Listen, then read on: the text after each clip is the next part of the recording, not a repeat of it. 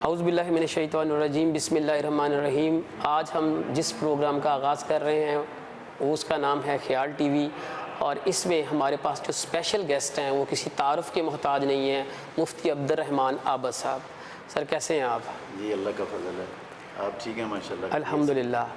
آپ کو پتہ ہے کہ اس دور میں ہماری جو ینگ جنریشن ہے وہ دین سے دور ہو رہی ہے، اور دین سے دوری کی وجہ کیا ہے؟ کیا پیرنٹس ہیں، کیا علماء ہیں، کیا انسٹیٹیوٹس ہیں، کیا مدرسے ہیں؟ آپ کیا سمجھتے ہیں کہ اس میں اس کی وجہ کیا ہے؟ اس بات میں تو کوئی شک شبہ نہیں ہے کہ آج ہماری نوجوان نسل بہت زیادہ دین سے دور جا چکی ہے، اور مسلسل بے دینی ہمارے معاشرے کے اندر بڑھ رہی ہے۔ آج سے چند سال پیچھے چلے جائیں تو جن گھروں میں دین تھا نا، آج ان میں بھی دین ختم ہوتا نظر آ رہا ہے، آہستہ آہستہ نکلتا جا رہا ہے۔ اور اس میں بے شمار اسباب ہیں جو میں دیانتداری سے سمجھتا ہوں۔ اس کا ایک بہت بڑا سبب ہمارے علماء کرام ہیں۔ علماء کرام، دیکھ لیں، آپ نے یہ بہت بڑی بات کہہ دی ہے، سارے عالم آپ کے خلاف ہو جائیں گے۔ علماء کا نام لے لیا آپ نے۔ جی جو حق بات ہے جب کریں گے تو جس کو حق پسند نہیں ہے وہ تو خلاف ہوگا، یہ تو ایک فطری چیز ہے۔ میں یہ کہنا چاہتا ہوں کہ علماء کرام اصل میں انبیاء علیہم الصلوۃ کے وارث ہیں، اور انبیاء علیہم الصلوۃ کا مشن اپنی ذاتی شہرت کے لیے یا ذاتی مفادات کے لیے یا دنیا کی میل کچیل کے حصول کے لیے کسی چیز کے لیے نہیں تھا۔ صرف ایک مقصد ہوتا تھا انبیاء علیہم الصلوۃ کا دنیا میں، کہ اللہ کے بندوں کو، انسانوں کو جہنم سے بچائیں۔ اب یہ جو مشن تھا نا، محمد الرسول اللہ صلی اللہ علیہ وسلم اللہ کے آخری نبی ہیں، آپ کے بعد قیامت تک کوئی نبی آنے والا نہیں ہے۔ اب یہ کام علماء کرام نے کرنا تھا۔ رسول اللہ صلی اللہ علیہ وسلم نہ دن دیکھتے تھے، نہ رات دیکھتے تھے، نہ صبح دیکھتے تھے، نہ شام دیکھتے تھے، نہ گرمی دیکھتے تھے، نہ سردی دیکھتے تھے، نہ دن دیکھتے تھے، نہ رات دیکھتے تھے۔ رات کے بھی کبھی آدھی رات میں، کبھی تہجد کے ٹائم میں، جب موقع ملا آپ لوگوں کو جہنم سے بچانے کی کوشش کر رہے ہیں۔ اب یہ جو کام ہے ہمارے معاشرے کے اندر علماء کی ڈیوٹی تھی، علماء یہ کام کرتے ہوئے نظر نہیں آ رہے۔ میں نے اس لیے یہ بات کہی ہے کہ علماء کرام معزز ایک طبقہ ہے ہمارے معاشرے کا، وہ مساجد تک، مدارس تک اور چند جو ہے نا کانفرنسز اور پروگراموں تک محدود ہوتے ہیں۔ اور آج ہمارے اس دور میں جو مساجد میں، مدارس میں، ان دینی پروگرامز کے اندر جو شرکت کرنے والے لوگ ہیں وہ میرے خیال میں 1% بھی نہیں ہے۔ اور آپ کو پتہ ہے کہ جب 1% بھی نہیں ہے تو جو باقی لوگ ہیں ان کو دعوت کس نے دینی؟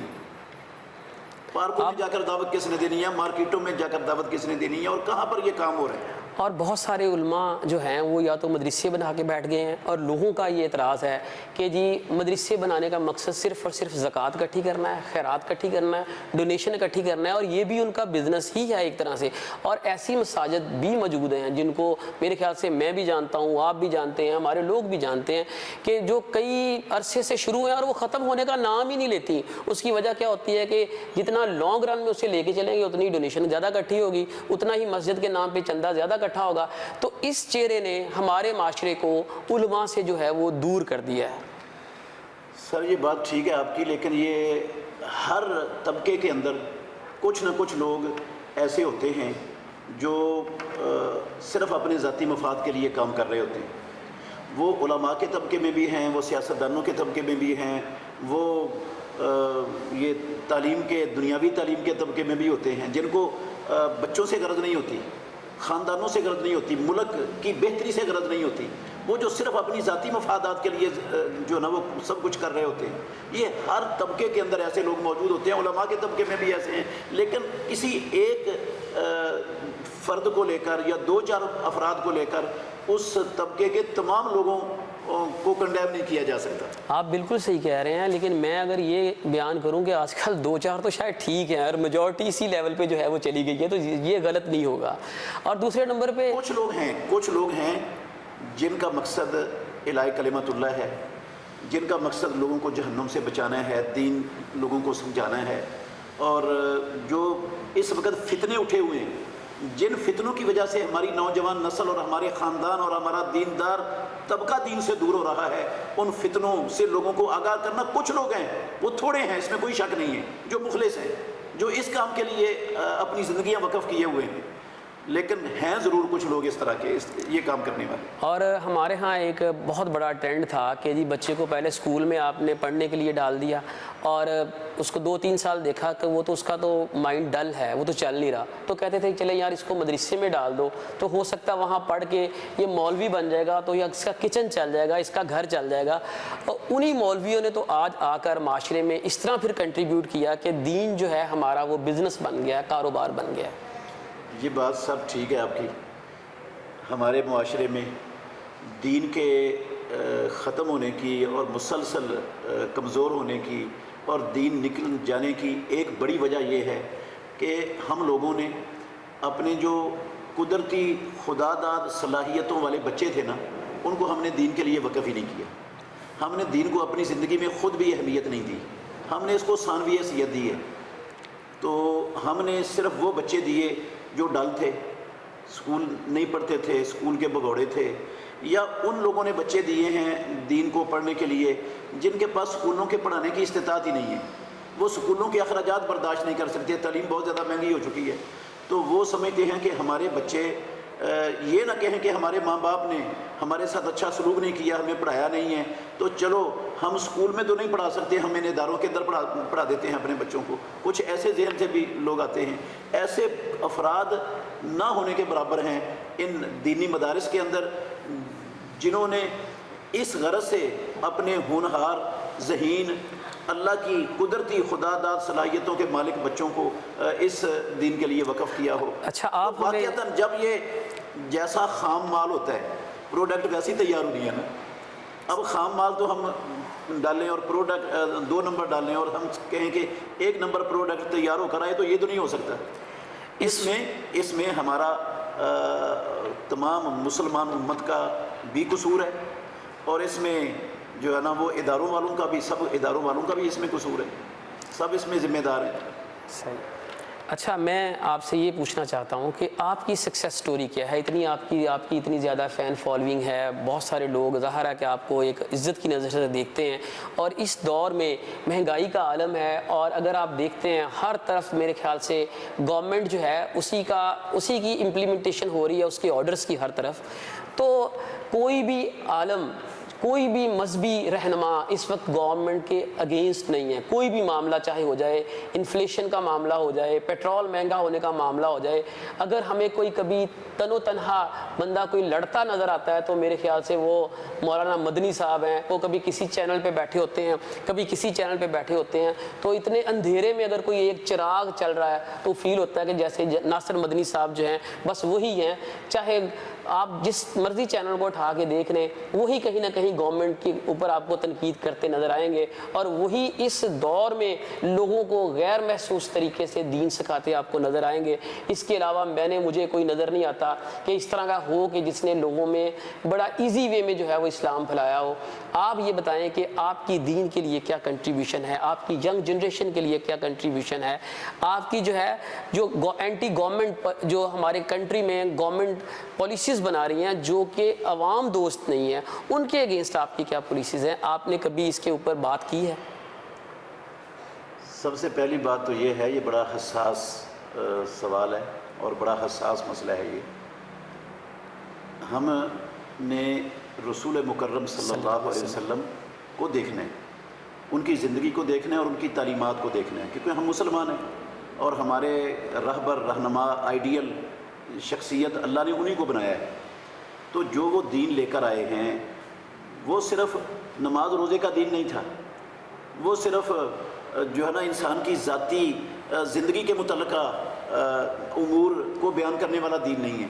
وہ انفرادی زندگی بھی، اجتماعی زندگی بھی، معاشی زندگی بھی، سیاسی زندگی بھی، ہر زندگی میں، زندگی کے ہر شعبے میں، ہر قدم پر مکمل رہنمائی کرتا ہے۔ بے شک۔ تو ہم نے رہنمائی رسول اللہ صلی اللہ علیہ وسلم سے لینی ہے۔ ایک ہوتا ہے یہ حکومتیں جو ایسے فیصلے کرتی ہیں جو عوام دشمن ہوتی ہیں، عوام دشمن فیصلے ہوتے ہیں جن میں وہ عوام کے فلاح کو، عوام کی بہبود کو، عوام کی خوشحالی کو، عوام کی خیر خواہی اور ہمدردی کو مد نظر نہیں رکھتے، اپنے ذاتی مفادات کو آگے رکھتے ہیں۔ اس میں اسلام ہمیں ایک تو ان کے خلاف خروج کرنے کی اجازت نہیں دیتا کہ ہم ہتھیار اٹھا کر اس حکمران کے خلاف ان کے اوپر چڑھ جائیں اور ہم جو ہے نا وہ گن پوائنٹ پر ان کو جو ہے نا وہ سیدھا کرنے کے راستے میں لگ جائیں. ایسے اگر کریں گے نا تو جو تھوڑا بہت دین ہمارے معاشرے کے اندر موجود ہے یہ بھی ختم ہو جائے گا.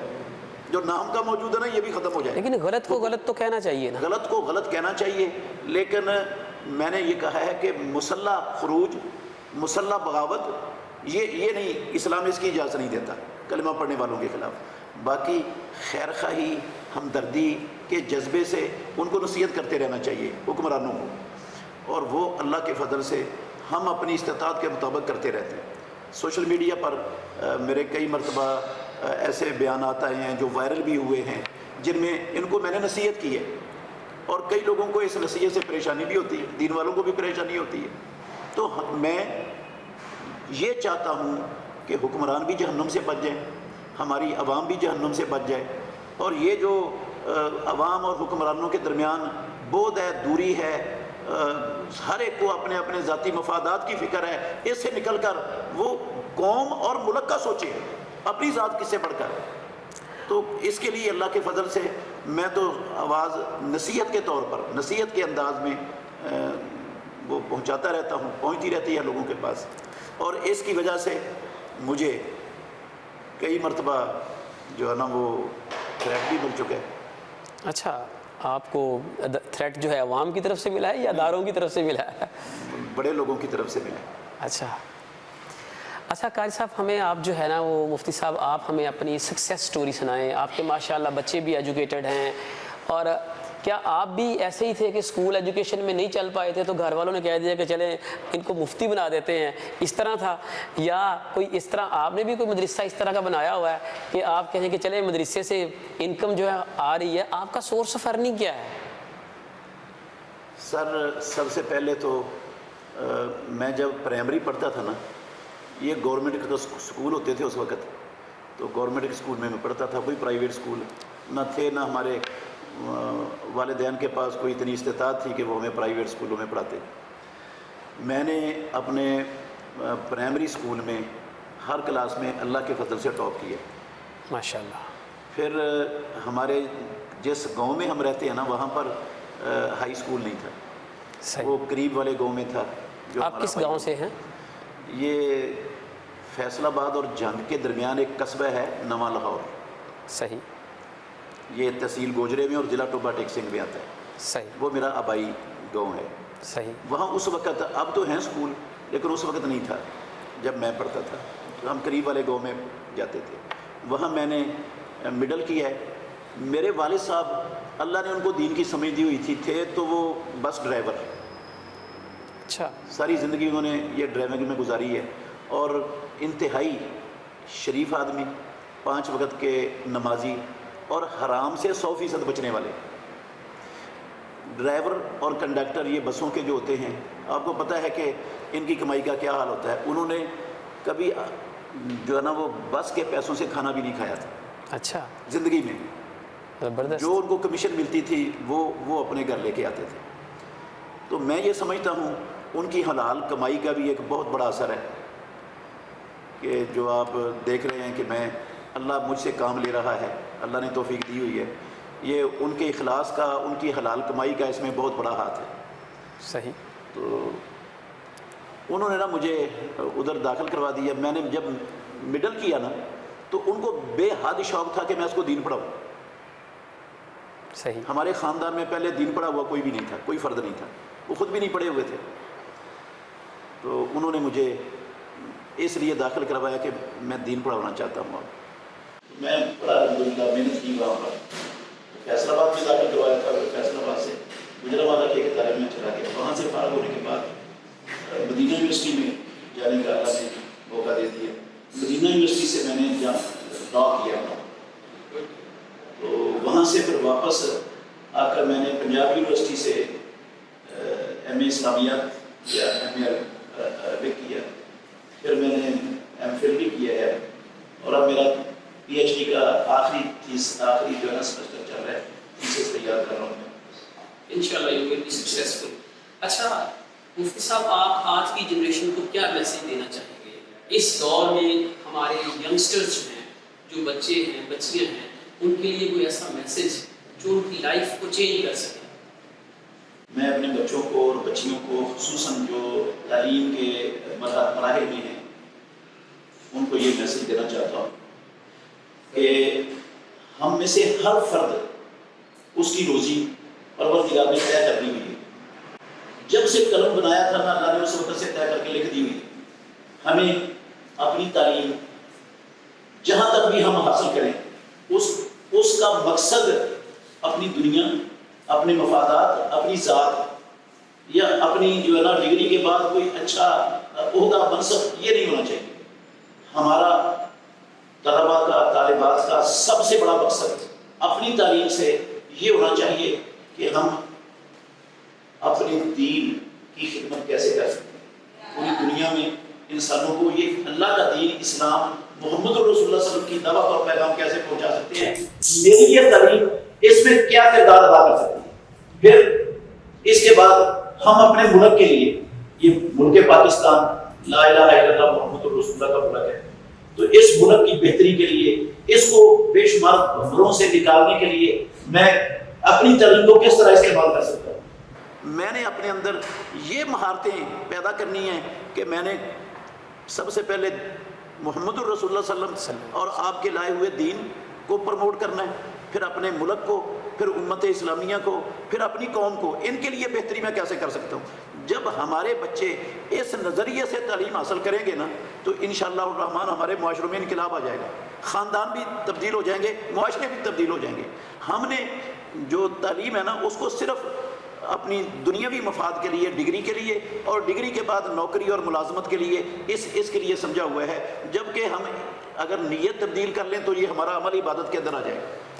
Annually 1,72,000 approximately divorces in Punjab, اور more than 14,000 annual divorces in Faisal آباد۔ یعنی کہ جو لوگ اپنا بزنس ہب ہے فیصل آباد، اسے ہم کہتے ہیں انڈسٹری ہے فیصل آباد میں، شاپ کیپرز ہیں، انڈسٹریلسٹ بیٹھے ہیں، وہ ساری انڈسٹری تو چلا سکتے ہیں، فیکٹریاں تو چلا سکتے ہیں، لیکن گھر نہیں چلا سکتے۔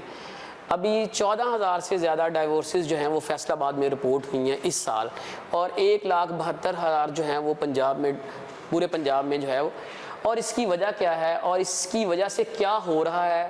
بہت ساری وجوہات ہیں، تو ہمیں یہ ڈسکس کرنا ہے کہ آج کل یونیورسٹیز، کالجز اور جو بہت سارے ینگسٹرز جو ہیں ان کے بارے میں ایک ٹرم جو ہے وہ بڑی وائرل ہو رہی ہے جی، لیو ان ریلیشن شپس، کہ جب پوچھا جاتا ہے، اسپیشلی یہ جو بڑے بڑے اسکول ہیں، میں ان کے نام نہیں لینا چاہتا، تو ان کے بچے یہ کہتے ہیں کہ شی از in relation ship, he is in relation شپ۔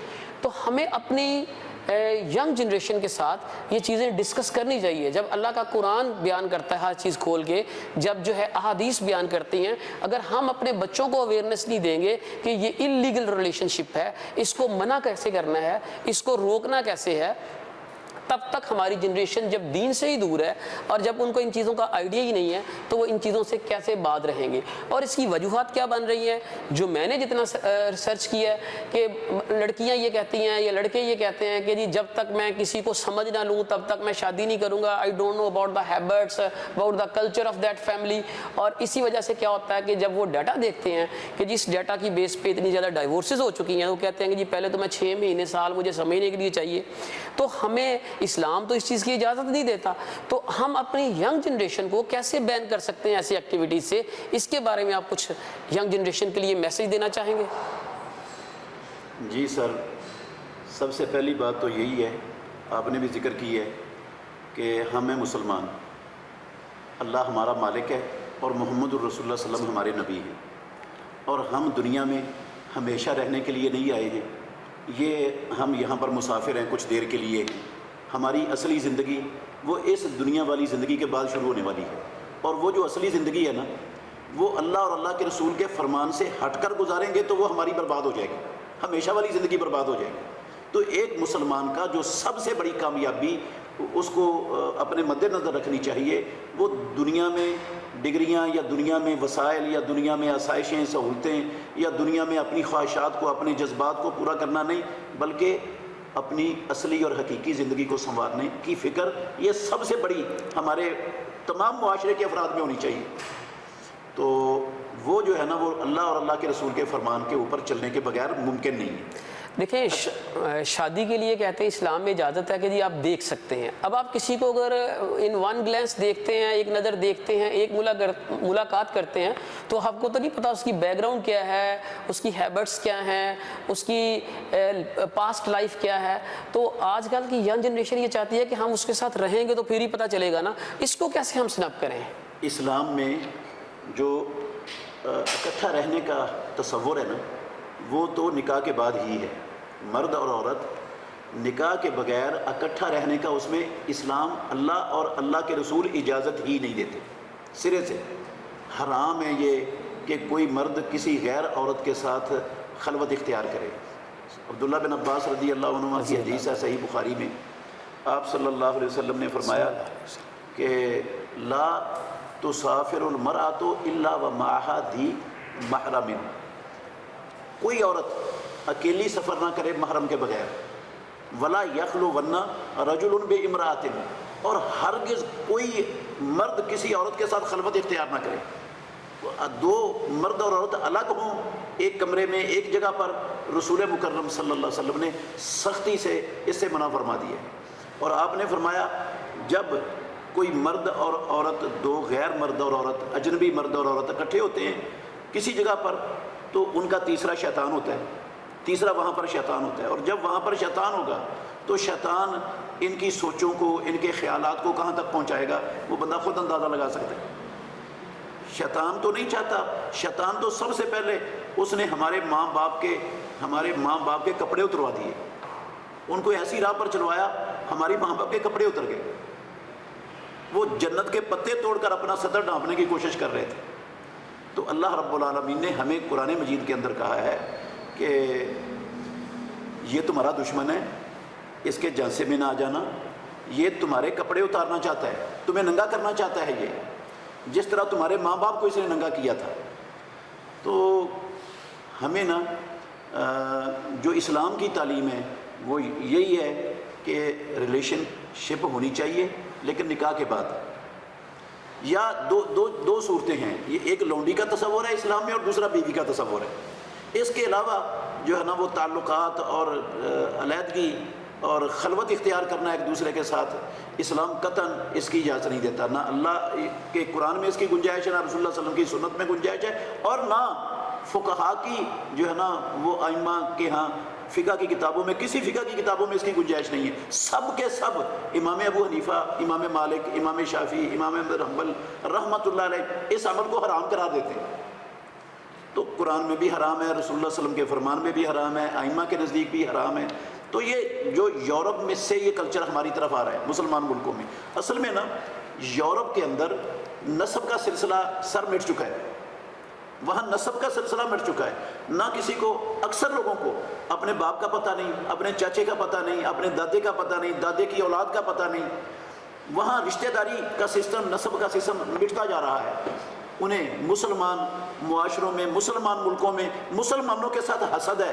یہ کفار کو وہ چاہتے ہیں غیر مسلم کہ جس طرح کا معاشرہ ہمارے ہاں پروان چڑھا ہے نا, نسب مٹ گیا, رشتہ داریاں ختم ہو گئیں, کسی کو نہیں پتا کون کون ہے, جانوروں والی زندگی بسر کر رہے ہیں, ایسا ہی معاشرہ مسلمان ملکوں کے اندر, مسلمانوں کے اندر پروان چڑھے. وہ ان کو حسد بھی ہے. ہمارے ہاں نسب محفوظ ہے. دیکھ لیں اللہ کا کتنا فضل ہے, ہر بندہ اپنے باپ کو بھی جانتا ہے, اپنے چاچے تایوں کو بھی جانتا ہے, اپنے دادے کو بھی جانتا ہے, دادے کی اور دوسری اولاد کو بھی جانتا ہے, سب کو جانتا ہے, اور خالہ پھوپھیاں ہر شے کا پتہ ہے. اور ادھر ان کے معاشروں میں کسی چیز کا پتہ ہی نہیں, کوئی تصور ہی نہیں ہے رشتہ داریوں کا, ختم ہو گیا. تو جس طرح جانوروں کے ہاں تصور نہیں نہ ہوتا, یہ ہے وہاں معاشرہ, اور وہ ادھر یہ معاشرہ لانا چاہتے ہیں. اس لیے یہ اس طرح کی چیزیں اور اس طرح کی ترغیب کہ وہ پروگرام چلاتے ہیں, لیو ان ریلیشن شپ کا وہ یہ دعوت دیتے ہیں کہ آپ اکٹھے رہو. میں دیانتداری سے کہتا ہوں, آپ نے تو بتایا نا کہ پنجاب میں اتنی ڈیورس ہو گئی اور فیصل آباد میں اتنی ہو گئی 1 سال کے اندر. آپ یورپ کے اندر لیو ان ریلیشن شپ ہے یا نہیں ہے؟ وہاں تو ہے، وہاں تو ہے، سرے عام ہے، وہاں تو شادی کا کانسیپٹ ہی بہت کم ہے. وہاں جو ڈیورس ہے اس کا ریٹ اس سے بھی زیادہ ہے، یہاں سے بھی زیادہ ہے. آپ کوئی بھی ریسرچ سے کہیں سے بھی ریسرچ حاصل کر لیں، آپ دیکھ لیں انشاءاللہ الرحمن آپ کو 2 گنا سے بھی زیادہ مسلمان ممالک سے وہاں ڈیورس کا جو ہے نا وہ ریٹ ملے گا. وہ وہاں پہ اگر ہم اسٹڈی کرتے ہیں تو پتہ چلتا ہے کہ ان کو زیادہ فائنانس کا پرابلم ہے. When they live together they share the bills, they share the rent, they share their living expenses. So that's why وہاں لیونگ ریلیشن شپ جو ہے وہ زیادہ پھیلا رہے ہیں، یہ کہہ سکتے ہیں. چلیے اس پروگرام کو ہم وائنڈ اپ کرتے ہیں. آج کے ساری کی ساری ہماری سٹنگ کا پرپز جو تھا وہ ایک تو یہ تھا کہ ینگ جنریشن ہے اس کو ہم دین کی طرف لے کے آئیں اور اس کو جو چیزیں فیسینیٹ کرتی ہے ان کو ایک پازیٹیو وے میں جو ہے ان چیزوں سے ڈسکس کیا جائے جو کہ اسلامک پوائنٹ آف ویو سے حلال نہیں ہے. اور جیسا کہ سر نے آپ کو بتایا کہ جو میرج ہے وہ ایک لانگ لائف ریلیشن ہے اور جو لیونگ ریلیشن شپس ہیں جو آج کل چل رہے ہیں یہ شارٹ ٹائم ہوتے ہیں، یہ ٹیمپریری ہیں، یہ دھوکہ ہیں اور ان میں ہم کبھی بھی سکسیس حاصل نہیں کر سکتے اور زیادہ تر یہ فیلئرس کی طرف ہی جاتے ہیں. ہمیں ایک جو اسلام نے جو کوڈ آف کنڈکٹ دے دیا ہے، جو ہمیں ایک راستہ دے دیا ہے، ہم ہر صورت میں اس کو ہی فالو اپ دیں گے. ہم اس سے ہٹ کے اتنا مرضی دیکھ لیں ہمارے لیے کبھی بھی سکسیس نہیں مل سکتی. جو ٹیمپریری تو ہمیں سکسیس لگے گی لیکن فائنلی اس کا جو اینڈ ہے وہ سکسیسفل نہیں ہوگا. اس کے بارے میں مفتی عبد الرحمن صاحب سے میرا یہ بھی کوسچن ہے کہ آپ یہ بتائیں آپ ہمیں لاسٹ میں کہ جی لیونگ ریلیشن شپ اور جو میرجز ہیں جو حلال رشتہ ہے اس میں تھوڑا سا ڈفرینشیٹ کر دیں تاکہ ہمارے اسٹوڈنٹس جو ہے ان کو ان دونوں میں فرق جو ہے وہ پتہ چل جائے. لیونگ ریلیشن شپ جو ہے نا یہ محبت ضرور ہے اس میں، لیکن یہ محبت جاری ہے، عارضی ہے. اور جو نکاح کی محبت ہے یہ دائمی اور حقیقی محبت ہے. ایک تو یہ. دوسرا جو نکاح ہے نا یہ ایک ذمہ داری ادا کرنے کا معاہدہ ہے، پکا عہد ہے ہمیشہ، ایک ذمہ داری نبھانے ہے اور یہاں ذمہ داری کا تصور بھی نہیں. لیونگ ریلیشن شپ میں ذمہ داری کا تصور بھی نہیں، وہ ذمہ داری لیتا ہی نہیں. نکاح میں وراثت ہوتی ہے، ادھر وراثت کا بھی تصور نہیں. نکاح میں اپنا طلاق عدت کے مسائل ہوتے ہیں، یہاں عدت اور طلاق کے کوئی مسائل کچھ بھی نہیں ہوتے. تو اس لیے اس میں سب سے زیادہ نقصان خواتین کا ہوتا ہے. لوگ حوث پرست خواتین کو استعمال کرتے ہیں اور استعمال کر کے چھوڑ دیتے ہیں. سب سے زیادہ نقصان کو اٹھانا پڑتا ہے اس لیونگ ریلیشن شپ کے اندر. جبکہ نکاح کے اندر جو ہے نا وہ دونوں ایک دوسرے کے حقوق ادا کرتے ہیں اور وہ ان کے لیے اصلی سکون اور محبت کا باعث بن جاتا ہے. اور اس میں سکون ہوتا ہی نہیں، تصور بھی نہیں سکون کیسے. یہ فرق ہے اس میں نکاح میں اور اس میں. جزاک اللہ، تھینک یو ویری مچ.